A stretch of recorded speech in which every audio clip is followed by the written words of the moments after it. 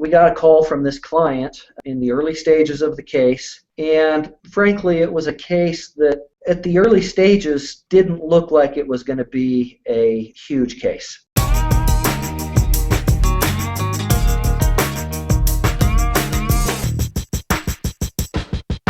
It was a car accident case, it was a rear-end collision, and there was no dispute as to who was at fault, but there just didn't seem to be a ton of damage in the case. The car itself didn't have much damage that was visible to it, and it was not immediately clear that our client had suffered a real significant injury. And so at the early stages of this case, she had gone into her doctor and she was not feeling good, and she was getting some treatment and some physical therapy. And we thought, this is a case that in the ordinary course of things where she'll probably be feeling a lot better in 6 to 8 weeks, and we'll probably gather medical records and bills and send off a demand letter, and probably not a super complicated case, and we'll get it settled, and that'll be that. But that's not how this case progressed. The client, instead of getting better over the ensuing weeks, was getting worse. Her condition was deteriorating significantly, and she wound up requiring multiple surgeries and ends up with some permanent back pain. And she's not disabled from the accident, but she does have some permanent restrictions that she's going to be dealing with for the rest of her life. In that case, if we hadn't really properly vetted that case and worked up the damages portion of that case, if we were in too big of a hurry to just